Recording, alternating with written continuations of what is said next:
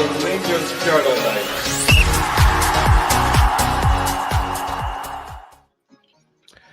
Good evening, ladies and gentlemen. Welcome to the Rangers Journal. My name is Doug, and we've got a little extra show for you this Sunday evening. For those of you that are lazing about and need something to do, we are here to entertain you.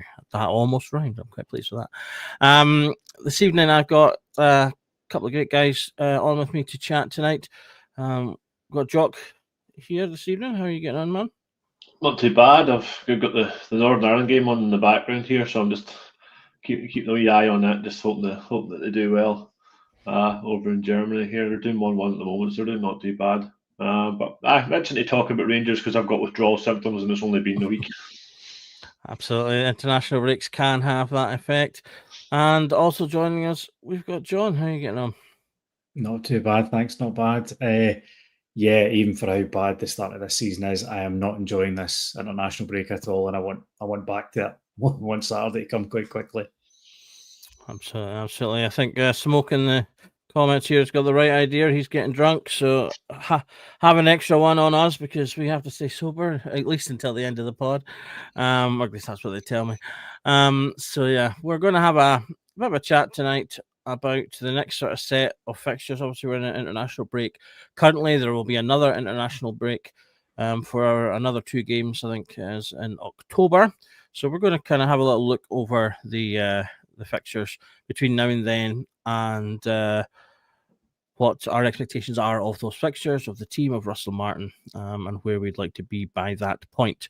So, sort of before we kind of jump into that, I'll ask the two of you kind of your thoughts on where we are right now. Obviously, we've just come out of our transfer window. We've got a few new signings in the door that we'll want to see. Some people might have already seen Cornelius, who played for Canada the other evening. And we've obviously got the big signing, the big talking point that we've been discussing sort of over the last few days as well, Chermiti. Jock, if I start with yourself, what's your thoughts in terms of just where we are generally now, sort of post-window, in terms of where the team are sitting? Well, obviously, table-wise, we're not anywhere near where we want to be sitting in the table. I do think that we're under no illusions this was going to be a difficult period on the park, but we thought if we could get points on the board, particularly leading up to the Old Firm game, give ourselves a chance.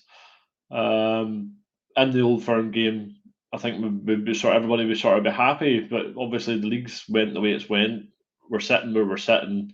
We're struggling to do the basics really on the park, and that was evident in the final Bruges game where the basics just completely fell away, and we got absolutely hammered for dropping our standards and stopping doing the basics.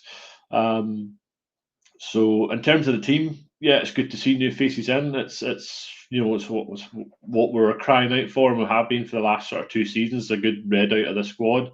It's been a decent summer in terms of getting players out, and also we've got new faces in. The jury's still out on many of these new faces, of course. Always will be the case. And then obviously a lot of eyebrows raised on the deadline day with the money that was spent, particularly in one large outlay. So it's going to be an interesting couple of weeks when we come back after the window, that's for sure, because there's going to be a lot of pressure on Russell Martin, and there's going to be a lot of pressure on this team as well. Absolutely, and you've reminded me there, mentioning the Old Firm. I did mean to take a moment at the beginning to touch on a little bit of news from today, which was the Rangers women were involved in their Old Firm away to Celtic today and won by 2-0. So well done to them. Once again, showing up the men in terms of telling them how to do it. The women's team, of course, have been regularly winning trophies for the last couple of years, although the league has been a little bit elusive similarly for them as well. So well done to them this afternoon. John, what about yourself in terms of where the boys are? What's the situation and the thoughts for yourself? I think a disappointing and frustrating start to the season. I think signing wise, we've got that kind of turnover in the squad. I think we all hoped for. Have we got the quality in? that we've been looking for? Not sure yet. I think there's some really positive signs in the squad that we've got some good players in.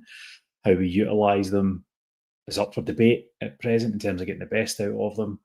I'm hoping that post-international break we start to see some tweaks in the system, how the players are utilised, and we really kick on, because and the one thing we took from last Sunday and the end of the transfer window is they're not in a great place. They're not the team that we've been up against the last few years. There is a real chance there to go and win this league. Even with this bad start, you know that it's still there to be won. So come back, crack on, put a good run together, and hopefully put some smiles in some fans' faces. Absolutely, that would indeed be grand. So kind of to start us off then, I've got a slide here of the upcoming fixtures that we have, as you can see there, before the October international break. So we've got 3 league games, 2 Europa League ties, and a League Cup tie to traverse. And they're kind of neatly bunched. We've got 3 at home and then 3 away. So you'd like to think at a minimum you're looking at 3 home victories in a row. And then, given the teams involved, Livingston and Falkirk, Shermgrat's a slightly tougher proposal away. But I don't know about. I say I don't know. I'm about to ask you, but I'll stick with you, John.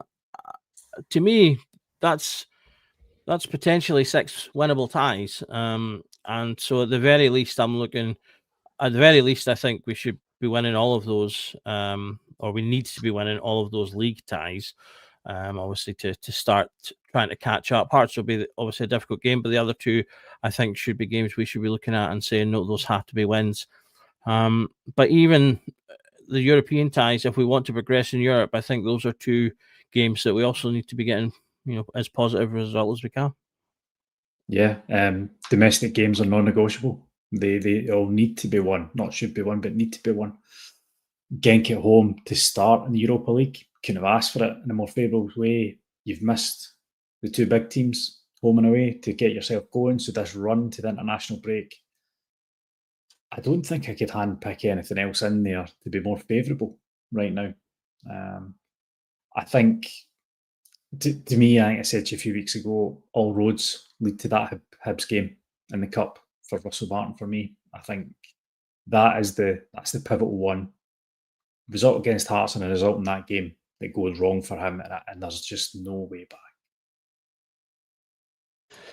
Yep, Jock. We've already got a few guys sort of starting to put their thoughts out in the comments, and I'll start with Mr. Smith. He's put a couple of thoughts. He doesn't think we're going to do much against Hearts, and at the same time, if we don't, he thinks that will be the point that Martin's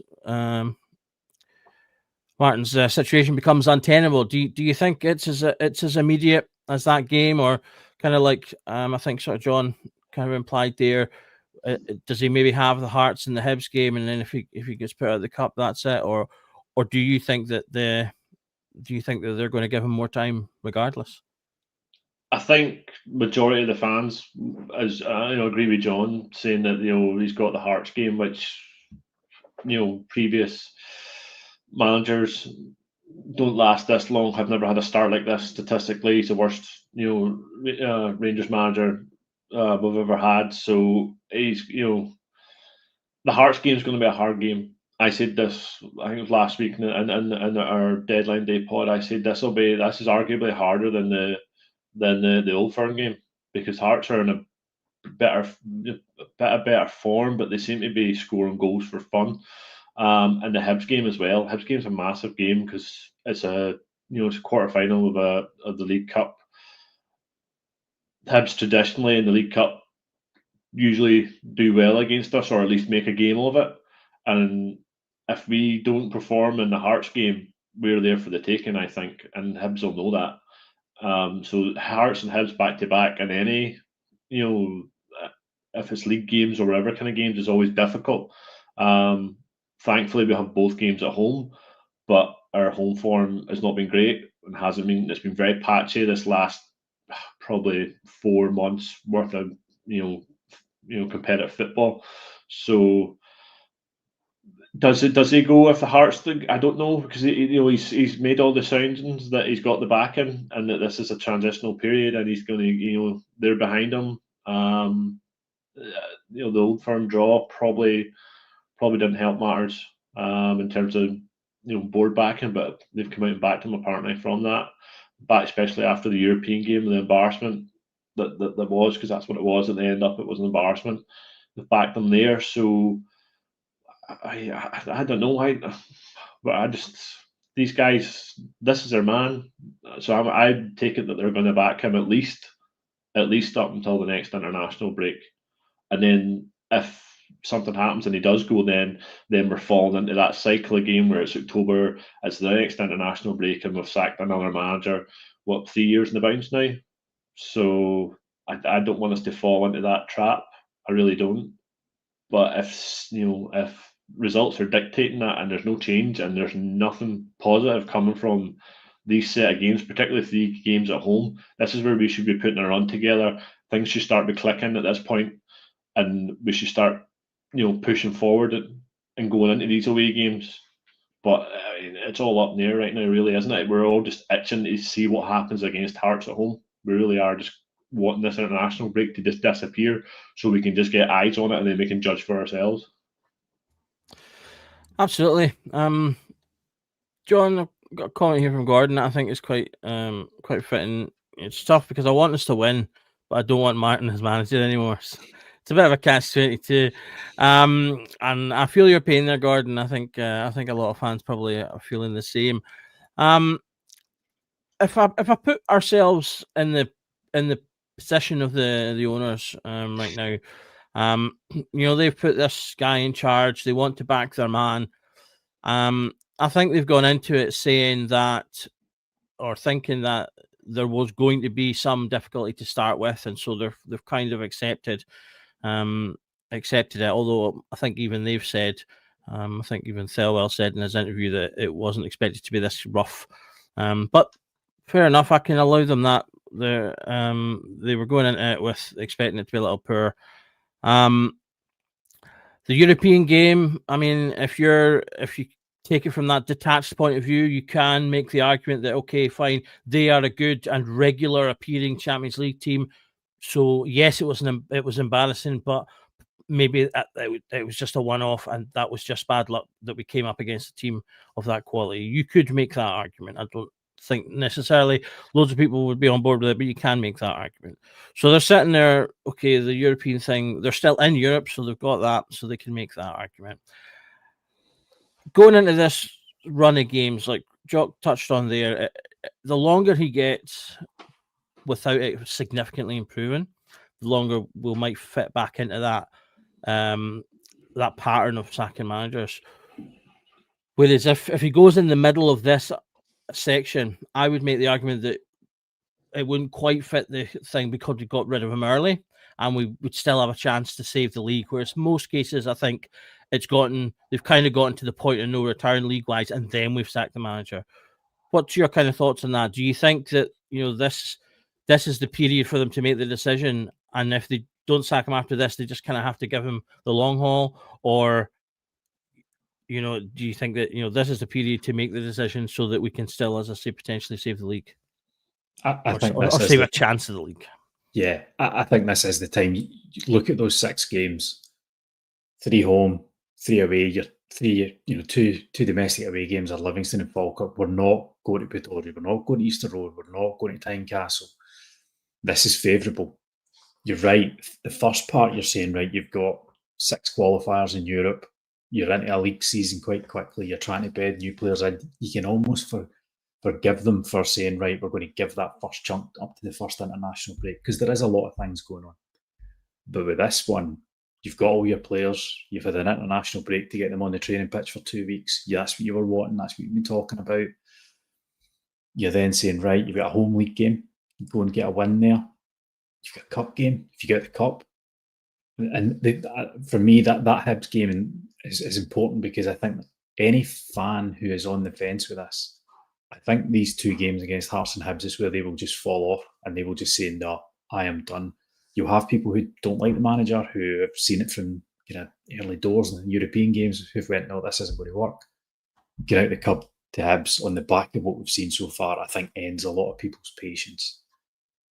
So I think this run to me is do or die for him. If we get to the international break and he's still there and we've still not won a game and we're in that place, you're thinking, what is it? What is the straw that breaks the camel's back? Yeah, I think Jock, John brings up a really good point there about the fact, and this is something I've sort of said as well, that he's got this period of training now with the majority of the group. Obviously, there is a handful that are away on international duty, but the majority of them he's got there to work with. Yep. And every manager says the same thing. Rangers, we've been lucky for the past number of years that we've been far in Europe, usually, up till or after Christmas. So we're playing 2 games a week every week, and that does have an impact on training. And I totally am happy to give Martin that point as well, because he's been exactly the same. And I think that he touched on a lot of people have made that point about him having the worst start of any Rangers manager in history. No other Rangers manager in history has had that many Champions League games in their first X many games in their history as well. So I think there's a bit of give and take with that one. So to me, what John said there, I think is absolutely key. He's now got that time that managers want to have to work with the team. He'll have worked with them to a degree, and now he's got a couple of weeks to really bed and go, right, we worked a lot in pre-season. These are the things that are working. These are the things that are not. One list is longer than the other. And he can really focus on that. So I think now more than ever in that Hearts game, we need to be seeing those improvements. We need to be seeing those, at the very least, green shoots of something that's growing, so that, if the worst case scenario happens and he doesn't get that win, there's at least that they can go, well, at least this, and this started happening. At least we pressed properly. At least they showed a bit of fight. At least whatever it might be. Because he did get a little bit of that in the Celtic game, where the players showed a bit more character, a bit more bite in their tackles, and some of them just looked like they were more invested. And people did kind of give them a little bit of credit for that. So, how important do you think that aspect of it is going into these games? I think you're going to get that though with an Old Firm game. That's just the bounce. It's the crowd. It's the atmosphere. It's the occasion. You're going to get that. The players obviously would have picked up on that, straight from the off. So that's part and parcel. Because if players can't even do that in the Old Firm game, then they shouldn't be wearing a Rangers shirt. Simple as that. But I understand your point, and that he's got time now with them on the training ground and stuff like that. Like as you say, it's been from pre-season. It's been game, rest day, training, game, rest day. It's a cycle that us as a club just have to get used to now, because we're going to have to do it earlier and earlier in July, because of the way the coefficient is now, and the qualifiers that we have to go through. Unless we win the league, we can then rely on a 2-legged tie at the end of August to get you 40, 50 million worth of Champions League money. We have to go the hard way. So he's not going to get that time in the training ground. Now he has it.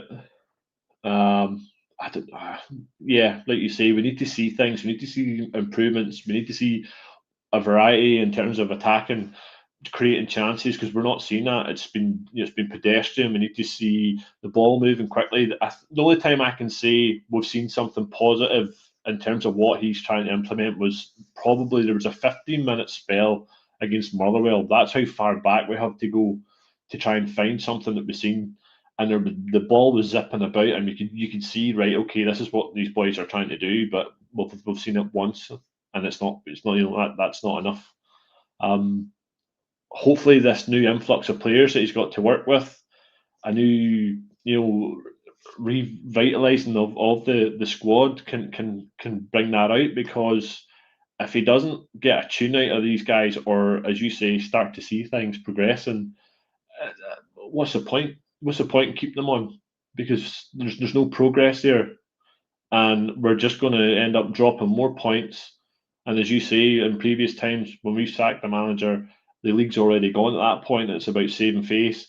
It's right, we've got 2 cups to play for, and as fans, we're just fed up with that. We if the board had acted sooner or act sooner, given say what happens with Hearts, they would retain some sort of credibility with the fans because they're like, right, okay, we backed this guy, it didn't work, but we move on and we go we go down a different route, and we are trying to actively, as you say, save the season. So it is going to be interesting to see what they've worked with, if we can actually see anything though, in terms of movement, player positioning, patterns of play, variations in attacking scenarios. It's not only going to be us just passing the ball around the defenders all the time and coming back from wherever we're in a good position just for the sake of retaining the ball. There needs to be a bit more directness and a bit more cohesion in terms of going forward, because we just haven't seen it at all. And we're now, what game of games we in now? Four league games. How many European games? And it's just we're just getting the same thing served up every game, and it's just not good enough, because this, ultimately this is where we're at right now, looking at the league table. Yeah, absolutely. I'll take this opportunity just to say, guys, if you're in the chat there, if you've got any questions for either of the three of us this evening, either about these games or just anything else, if you want, on this Sunday evening, feel free to throw your questions in the chat. I'll take a note of them, and we'll have a look at some questions later on. Also, I'll take this opportunity just to throw in please, if you're not already subscribed, do hit the subscribe button. Scotty loves it when we encourage you to subscribe. So, as I say, as with most channels, just over 50% of people watching tend to not be subscribed. So do click the subscribe button if you're liking what you're seeing.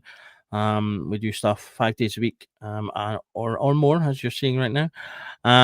Plenty of content both before and after matches as well. We're currently as well looking to expand most of our teams. So if you're on X, you probably saw some of our ads this afternoon as well. So if you fancy joining us and being on this side of the lens, then do give us a shout. Whether you're experienced or are just thinking about getting started, we'd love to help you on that journey. So think of starting that journey with us at the Journal. John, let's we'll get into the weeds of the games now. I'm going to start us off, and I'm going to say that if we had to kind of put them into a kind of a hierarchy, for me, I think the Hibs game is the most important must-win.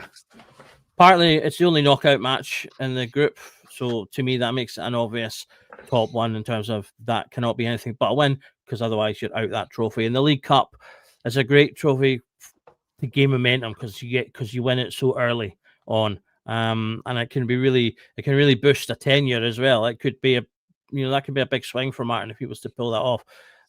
Obviously last season, wasn't last season, the season before, when Clermont managed to win that, albeit he only had the final to navigate, but that was still a game that he still had to do it, and that gave him a lot of momentum. That and those early performances. So I think, if Martin is sitting there and wants to do the same, that's got to be a must-win game. If you were to pick for you, what's the next most important match there that he has to win? The Hearts game. I think, given they are starting the league, they're the same. They're 6 points ahead of us. I think Hearts are going to be a decent team. I think they're going to be a good season, most likely. They're going to be tough. And I think it's the first opportunity to really put a marker down to say, we are going to turn this corner. We can see those good moments of play. We can get more than 2 shots on goal for a game, and we can get a few goals in there. I think the Hearts one is the most important of the lot. I think it's a game that just can set the tone for the rest of them. And if I was to come to you then, Jock, what would you put behind that? So, of the next 4, which do you think's the one you would want to get a win in? The next 4. Aside from the obvious that they should all be wins, but of course. I think it's a league for me. I think it's a Hearts game. If we can beat Hearts, that gets confidence. Right, we can beat Hearts. Right, let's go beat the other Edinburgh team now in the next game, and then they should be looking at the Hibs game, going, right, well, that takes us to a semi-final, a cup, one more game, and then we're in the final. Come on, This is why these guys are coming to Rangers, to play for the chance to win trophies. So you've to kickstart your league campaign. Obviously, it's going to have to be the Hearts game for me, but then that breeds into then the next game, and then obviously the first European game at home as well. As John says, it's a favourable tie at home, which you want. You're missing out on the bigger teams in the group.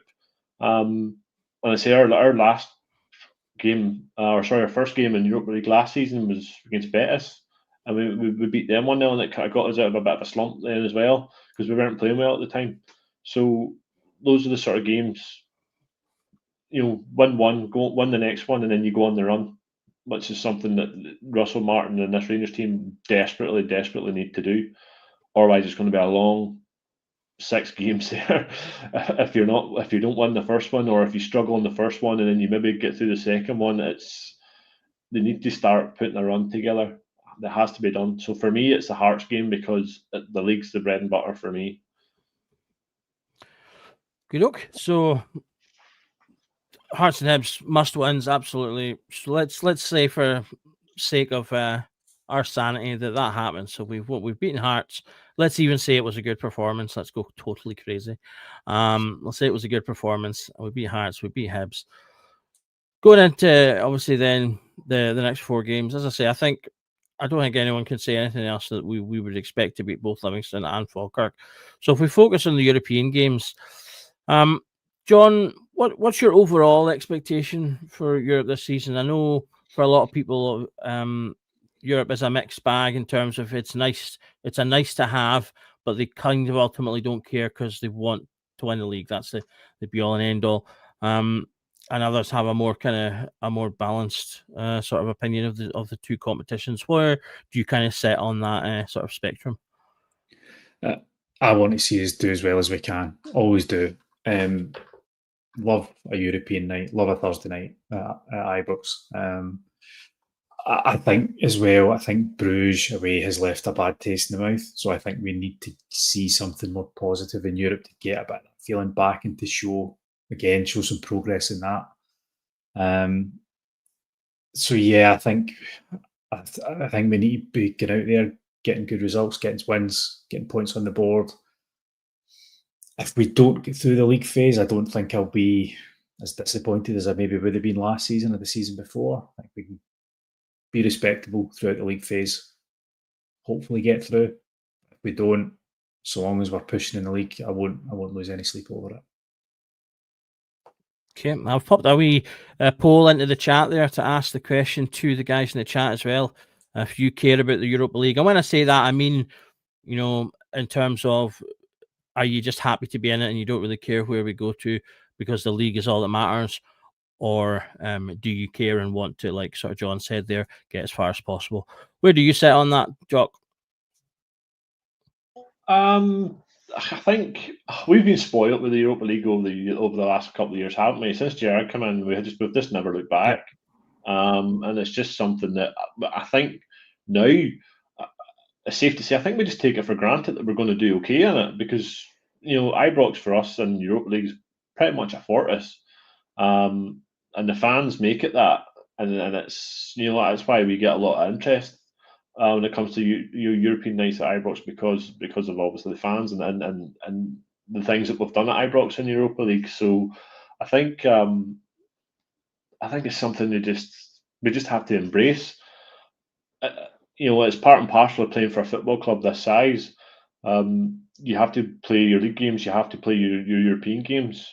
You're only going to get that 1 day break in between. And I think us as fans, we're just used to it. And I think the players will get used to it as the season goes on. Because there's not many of them have come from a situation at their other clubs where they'll be playing every 3 days the way that we do here. So for me, it's part and parcel of playing for this football club. Yes, it's a nice bonus. It's nice to do well, and it's nice to show that Scottish clubs can do well in this competition. I do think the onus now is on another team in Scotland to see how they cope, because over the years we've been slated as saying we've been playing against diddy teams, and these teams aren't in that any level. Well, let's just see how they get on. Yep, I'll close the poll in a wee moment, folks. So if you've not put your vote in, then do put your vote in now. I'll just chuck in my tuppence while I give you your chance to put your votes in. For me, the Europa League's a big thing. For a couple of different reasons. I mean, I do agree that the league is the most important thing, and that's the thing we have to strive to win over and above everything else. But to me, I suppose it's a catch-22 because Europe, to me, is a big factor in us helping us win the league, because being in Europe will attract better players. You know, they say the same of like the big teams in the Premiership. You know, if they want to attract the best players to win the league, then they have to be in the Champions League. And the same, I think, goes for us. If we want to attract the best players we can to win our league, then we want to be in Europe in some shape or form.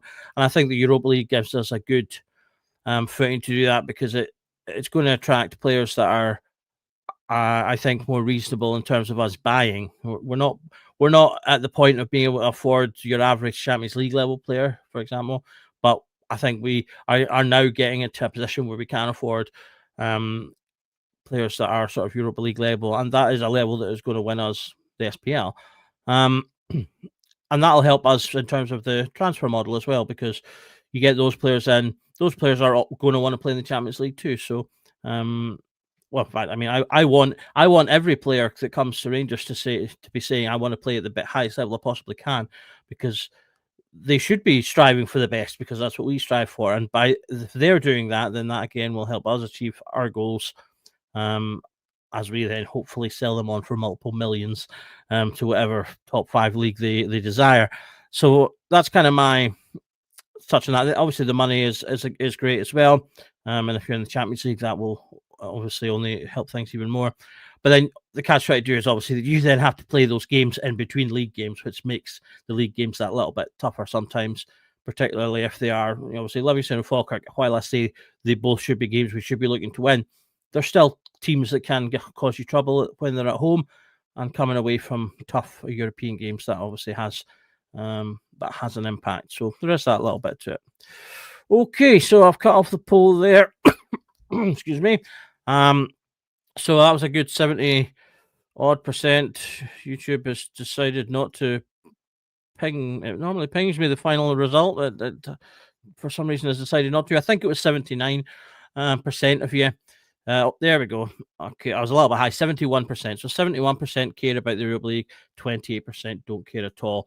And that's a perfectly valid point of view to have as well, I should point out. But yeah, so most people in agreement with us there, chaps. So we must be doing something right. So good stuff there.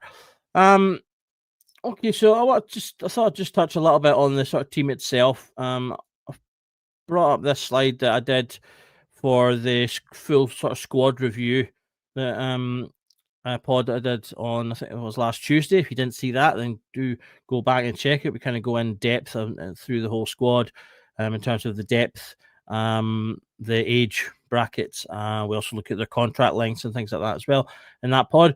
Obviously not going into any of that kind of detail, but I just wanted to touch on how we think, or how do we think Russell should be using this squad in comparison to maybe how he's been doing so far. So I'll start with yourself, John. Obviously, we've had one change to the squad. That's another piece of news that came out today.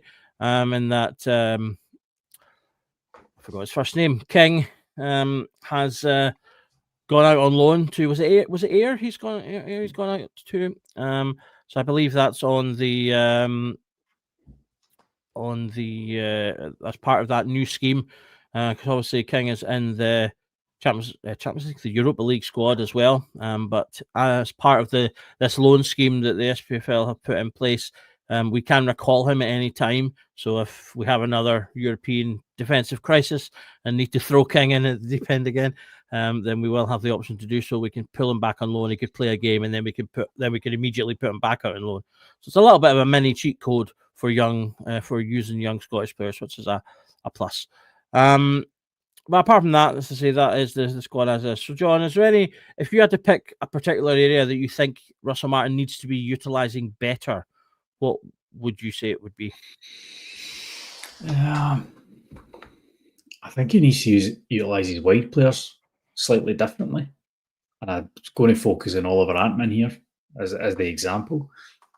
Ant-Man is somebody who wants to spring a line, get in behind, be more direct, and we seem to be asking him to play something completely different right now, something he's not comfortable with. I thought it was really strange last Sunday that we looked as if we were going to go more direct, and the one player who wanted that ball in behind is the player we took out of the team, and we started moving Gassam around to fit Mikey Moore in, and nothing just looked comfortable at that point. So I think getting the best out of Oliver Ant-Man and perhaps tweaking how he wants him to play, I think that's going to be critical for us, not just this next kind of 6 games, but for the rest of the season, really. What about for yourself, Jock? We've got a suggestion from Mays here that we should be playing 2 up top. Is that a system that you would support with our 2 new strikers, or do you think there's another area that he needs to be utilising better? I think for me, I think it's the midfield. I think because it's the midfield's the engine really that drives the team forward, and it's just something that the midfield seem to be struggling with, because the midfield should be the ones that are spraying the balls around into our wingers, as John says, to get the best of them, and that's something we're not doing. And the midfield should be contributing with goals as well, but we just don't seem to be doing that either. And that's why we're struggling to create chances, because I think he needs to me, utilise the whole team. if I'm being honest, it's not. You could pick just one area, and you could probably talk about one area for 20 minutes, but then you'd be like, you maybe should be doing that with this side or that side as well. So if I was to pick an area myself, I'd go with the midfield, because I think there's so much quality in there, and we've seen that with Raskin and Diomande and flashes. And Cameron's obviously he's the star at the moment, because he's the one that's come in and really sort of been the most positive thing that we've had this season in terms of that midfield. Asgard, you're too early to judge, and Rice obviously he's still quite young, but he needs exposure. We need to see more of him. He needs to be able to play games, or at least get chances. But then again, if you're not in games where you're sitting comfortable and you can afford to bring your youth on, then he's not going to get that chance. So he'd probably be better going out on loan. For me, it's the midfield. I think the midfield needs to be able to get a balance with that midfield right, so it benefits the team going forward, and there's also, like I said, defensive side to that as well. Absolutely good stuff. I think both perfectly good choices there. I think I would agree with you, John. I think I want to see more from the wingers. Gassam, and I was a fan of Ant-Man coming in the door, having seen him a bit in the Eredivisie, and obviously Gassam introduced himself as about as well as a player could. So I would like to see a bit more from them. I think they could be a really dangerous pairing on the wing. So I would definitely like to see that. We are the people. Bonus points for you for picking up that mistake. Danilo should indeed be circled in blue. I used this slide extensively on Tuesday night, and I don't think anyone else picked that up. So well done for you for noticing that. Totally deliberate mistake to test the viewers. That's exactly what it was. Got a comment here, John, from Mr. Smith. Now, not so much. I don't want to not so much pick up on the comment itself in terms of what if Suter can defend. I think he has his moments. But the question that kind of inspired me to ask you is, do you think we're going to see as much of John Suter moving forward? Obviously, we brought in Derek Cornelius, Canadian international from Marseille. He is a left-sided defender, centre back. He was touched upon in the Thelwell interview as being part of the thinking for backup for Magoma. However, I would imagine that he's probably been brought in to be a starter and centre back as well, because he's a more experienced player, 27, 28 years old. As I say, international player. He's played in a couple of different countries. And by all accounts, from what I've seen and read thus far, he does look like the type of player we need to be coming into defence. And if he is going to do so, it seems, he's taken up the position that Suter's been kind of playing. But but at the same time, Suter's also been captain of late. So where do you think Suter will be sat in Muscle Martin's thoughts? Is he going to bump Jigga, or being the lone player, he's potentially the easy one to bump, but then at the same time, he's the one that's got kind of the Premier League potential, if you like. So what do you think we're going to see as the kind of the regular pair in that centre back? I think Giga and Cornelius, for me, is what I would expect it to be. I think Giga's got the pace to cover this high line that we're going to be playing. And if Russell Martin was willing to flip with that and change it a little bit, I could see where Suter could fit in here, even in a back three. There's chats about playing two up top. Could we think about going to a back three? I'm just not convinced Russell Martin would go to that. And I'm not, that's part of the problem. I quite like the idea of a back three. I think, it could work. But I don't see us doing it. If you're playing a back three, which position of the pitch are you taking a player away from to play the extra defender? Midfield. I'd go 3-4-3, personally speaking. I don't think we need two defensive or two deeper midfielders for 90% of the time in Scotland. I think going 3-4-3, far more attacking, pushing Magoma, Andy, and another up on the right hand side, two in the middle, and really forcing down the wings, I think would work for 90% of the time in the league. And I think some of those games away from home that you're going to have, having somebody like Suter there who can win those aerial battles, have Giga for pace, Cornelius left sided, and just say to Suter, go and win everything in the air. That's your job. You go and be that guy that's dominant there. I think he could do that. I don't see the manager doing that though. Jock, if I bring you in on kind of formation aspects, it's a 3-4-3. I hadn't actually thought of that myself. Whenever people say three at back, I just automatically picture your back three and your two wing backs, and then your two and then three, I should say. But 3-4-3, I think, is an interesting one, and the question I'll ask you, if we were to do that, would you do what sort of John touched on there and have fullbacks as say for example Tav and Magoma as your two in that four, wide two in the four, or would you be more inclined to maybe have Ant-Man and Gasman in those positions, and then you could have, say, I mean, you could technically play all three of your strikers, then you can have Chermiti up top with Danilo and Miovski off him. You could do all sorts of different things, I think, with that kind of combination. I think you could, but I think then you're going to lose. I think if you ask, say, Gassam and Ant-Man to do that wide role, then you're going to lose them kind of going forward, because you're asking them to do a defensive job as well. And from what we've seen, it's maybe not part of the current setup and what he's wanting, what Martin wants them to do. So it'll be interesting to see if they could do that role. I don't see why they can't, because it's just a basic just tracking back and just covering your man. But then whenever they're starting a counter attack, they're starting from deeper up the pitch, and then they've got more work to do, essentially, don't they? If you try to get the best out of them. For me though, I don't know. At this point, I'd take anything that works, anything that's going to overload their defence and get in between them, because we've seen that against Victoria Pleasant. If we can get in behind folk into space, we can do damage. But the football we're playing at the moment is too slow, and it just works for your Dundees and St Mirren's just to sit back and just invite us onto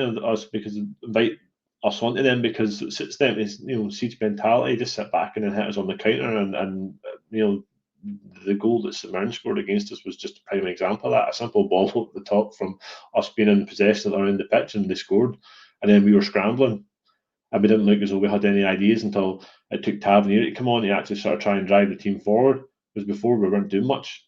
So I just want a system that, even if it's going to take a bit of time to work, but again, if we can see progression and we can see styles of play and we can see different things happening that's creating different types of chances for our strikers, because that's what we're not doing at the moment. We're not giving our strikers any real quality chances, quality balls into the box. They've had no service really in the first sort of 4 games of the season in the league, particularly.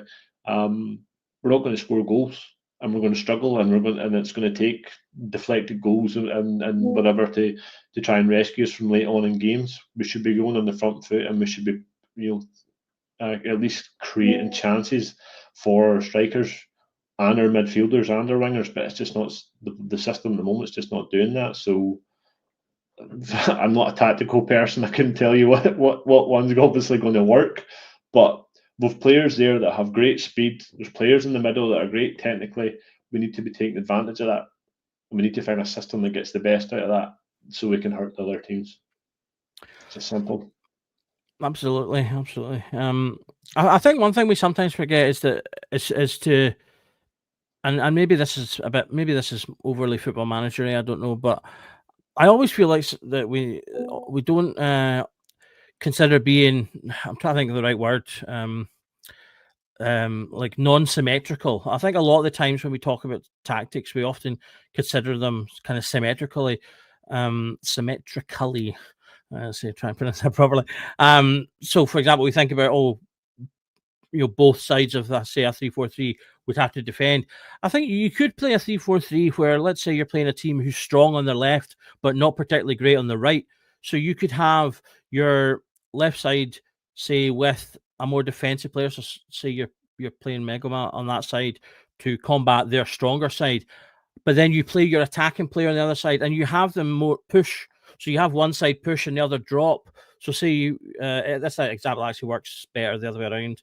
So let's say Tav's playing on the right and you play Gassama on the left. Gassama is told just to pretty much attack, and Tav's there to defend, and he drops into the back three, and the back three shuffle into a 4 because you've got Cornelius there who can shuffle out onto your left. And you could do something like that when you're out of possession, so that only one of the wider midfield players is one that has, like, obviously both sides still have to defend, but you've got more onus on one side than the other combating their things, rather than necessarily saying, right, both of you two have to drop and be kind of wing backs. You could just say, Gassama, right, you're part of this 4, but you are primarily an attacking player. And then you kind of morph into a 4-2-4 when you're attacking, because you've got one player pushing up and one player pushing back. And that maybe means you then have, say, Ant-Man as one of the 3. I do agree with, I think it was Paul, forgive me if it wasn't, who said we'll never play all 3 strikers at once. We probably won't. That was a fanciful idea, but just throwing it out there. But yeah, you maybe have Chermiti and Miovski playing, for example, and then Ant-Man, and then your 4 becomes Gassama, Chermiti, Miovski, and Ant-Man in that sort of 3-4-3 kind of outlay. So, okay, so we'll come back to finish off on the main kind of point, which is, in fact, we don't really need a slide for it, I don't think. I think, we've covered that this is an absolute key period for Russell Martin. I've entitled this Realistic Targets on Martin's Fight for Survival, because I do think that is what he is entering into. He's had his time pre-season. We didn't play as many sort of public friendlies because he wanted to go down and spend time on the training pitch and drill his system. That was fine. That made sense. He did that. I'll give him the slack that, okay, players were being added as they went, so maybe that's contributed to things not being as great going forward. But he's now played games. He's had time. He knows the players better. We only signed an extra 2 in the last sort of bit of the window, and he's getting to work with them. So, or he will get to work with them before this period closes. So now is that period of time that he really must pick things up. Otherwise, as many have said, he will be on his way out. Jock, if obviously we looked at 6 games there, what's your absolute minimum if we're going to scrape the barrel? Because obviously I've tried to be optimistic, but I'm going to end being more realistic. It's not realistic that we're going to go into these 6 games and magically be great. So, assuming that there's still some cobwebs here or there to things to work out of the cogs, what's the minimum he has to do to get by? To save his job, you mean? Yep. Minimum: beat Hearts, beat Hibs, start the run, get the first 3 points on the board for home game, right the wrongs of the Dundee game, put that exercise that ghost, as they say, and then get into the semi final of the cup. For me, that's the League Cup for me is a big cup because it's the time of season when you play the final is ideal because you go into the Christmas spirit. Perfect time to win a cup, sets you up for the sort of the New Year Old Firm Derby as well. You go on there with the high, and I think that sets you up for the rest of the season. If you can go on riding that high of winning that trophy, you can use that for the rest of the season. So for me, yeah, it has to be win this next 2 games, because that's better than what he's done so far in terms of the league. It's been draws and draws, couple of 2 wins in the Europa League, but that's it. We're not really Champions League qualifier, sorry. Stephen's got Martin could not get a tune out of a jukebox. I don't think he would do well with Gordon Jury either, but there we go. I couldn't help myself. John, what's the minimum for you? I think I'll take the leap and say you agree with Hearts and Hibs. So I'll maybe tweak the question actually slightly. Hearts and Hibs, we need to get results in. What do you want from the European games? And if you do have a different answer to the first one, then do add it. But I think the minimum to the next international break is winning all domestic games, because I think you could beat Hearts and Hibs. See if you drop points in the 2 games against Livy and Falkirk, they won't have mattered for anything. I think he has to win all 4 of them. And in terms of Europe, I think undefeated in those 2 games. I think win 1 and draw 1, win at home, draw away would be great, but undefeated certainly, because I think another bad result in Europe falling on for Bruges just creates this overall feeling of things are just not going in the right direction domestically and in Europe. I'm going to say I think Hearts and Hibs are absolute musts wins, as I said earlier, the Hibs game in particular. Our must wins, and yeah, I think I probably would agree. Actually, I think we kind of need to win all these domestic ones. The other 2 games are just such winnable games. Although I said that about the first 3 when I was previewing the season and going, we've got a decent way to start before the other. That didn't work out well, but I think I would probably agree actually with that. Okay, I don't think we'll not waffle on any further. I think we've kind of covered all the main bits for this evening.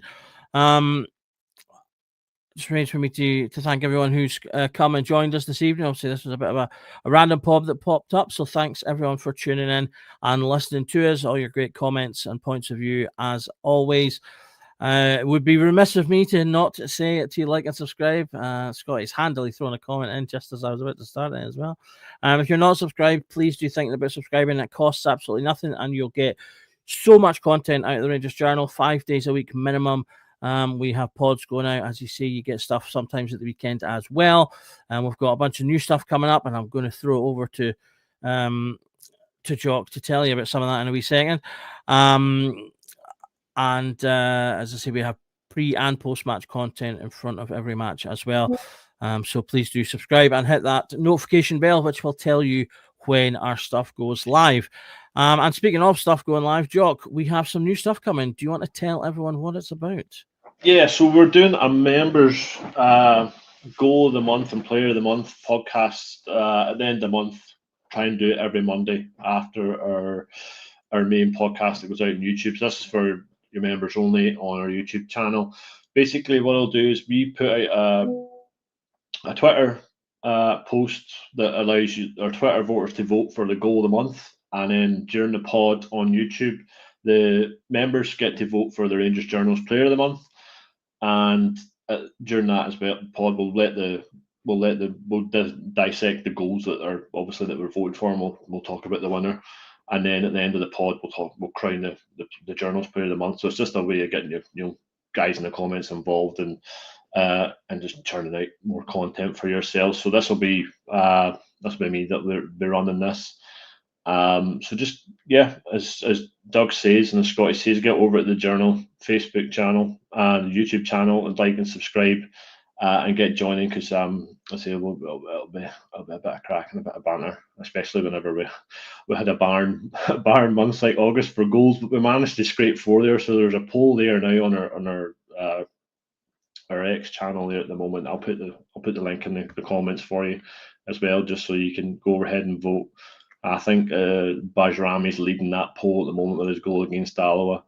So go over, get involved, and hopefully I'll see you tomorrow night at 9 o'clock.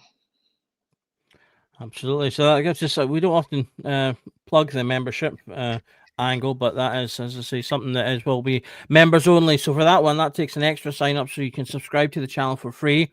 Membership does have a small fee. I believe it's 99 pence at the moment.